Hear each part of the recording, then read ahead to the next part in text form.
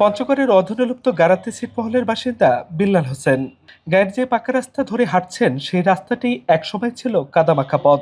বর্তমানে সেই প্রত্যন্ত গ্রামের সব রাস্তাই পাকা। এভাবে বদলে গেছে জেলার ৩৬টি ছিটমহলের চিত্র। ৬৮ বছর বঞ্চিত এসব জনপদের বাসিন্দারা পেয়েছেন বাংলাদেশের নাগরিকত্ব, পেয়েছেন রাস্তাঘাট, বিদ্যুৎ, স্কুল, কলেজ, মাদ্রাসা, কমিউনিটি ক্লিনিক, সামাজিক নিরাপত্তা ভাতা সহ অনেক সুযোগ সুবিধা। গ্রাম এখন অনেকটা শহরের মতো।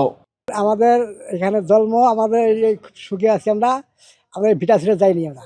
রাস্তাঘাট, স্কুল, মাদ্রাসা এগুলোর সুযোগ সুবিধা পরে না বাংলাদেশের নাগরিক এগুলাও পাইছি, আমরা ভোট দিতে পারছি আর কি। একসময় ছিটমহলের বাসিন্দারা স্বাস্থ্যসেবা থেকে শুরু করে কোনো নাগরিক সুবিধাই পায়নি। ছিটমহলের শিশুরা এখন বাড়ির দোরগোড়ার বিদ্যালয়ে পড়তে পারছে খুব সহজেই। আগে আমাদের স্কুল কলেজ অনেক দূরে দূরে ছিল, এখন আমাদের স্কুল কলেজ পাশাপাশি, বাসার পাশাপাশি। এখন আমাদের অনেক সুবিধা হচ্ছে। বিদ্যুৎ আছে, রাস্তাঘাট পাকা হয়েছে, তারপর আশেপাশে কলেজ মাদ্রাসা হয়েছে। আমরা নিয়মিত ক্লাস করতে পারতেছি, যাতায়াতের জন্য কোনো সমস্যা হচ্ছে না। 2015 সালের 1 আগস্ট বাংলাদেশের মূল ভূখণ্ডের সাথে যুক্ত হয় পঞ্চগড়ের 36টি ছিটমহল। 68 বছরের বন্দিদশা থেকে মুক্ত হয় ছিটমহলের বাসিন্দারা। তবে যারা দেশ হিসেবে ভারতকে বেছে নিয়ে চলে গেছেন তারা কাঙ্ক্ষিত সুযোগ সুবিধা পাননি বলে দাবি স্বজনদের।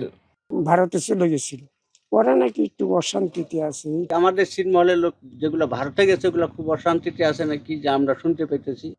ছিটমহলের এত সব সফলতার গল্পের মধ্যেও রয়েছে কিছু অপ্রাপ্তির গল্প। তরুণ প্রজন্মের দক্ষতা উন্নয়নের জন্য স্থাপন করা ডিসিট সেন্টার ও একটি পোস্ট অফিস রয়েছে পরিত্যক্ত অবস্থায়। একটি পুলিশ ফাঁড়ি স্থাপনের সিদ্ধান্ত থেমে আছে প্রাচীন নির্মাণেই। এসব সমস্যা সমাধানের আশ্বাস জেলা প্রশাসনের। চাহিদা ভিত্তিক কী ধরনের উন্নয়ন প্রয়োজন এবং আমাদের এই যেগুলো এক্সিস্টিং অবকাঠামো রয়েছে সেগুলোকে কিভাবে কার্যকর করা যায় সেই অনুযায়ী আমরা আমাদের পরিকল্পনা গ্রহণ করে সংশ্লিষ্ট মন্ত্রণালয়ের নির্দেশনার আলোকে আমরা প্রয়োজনীয় ব্যবস্থা গ্রহণ করব।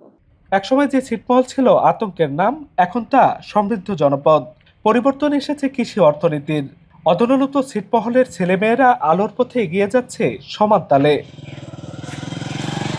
লুৎফর রহমান, এখন পঞ্চগড়।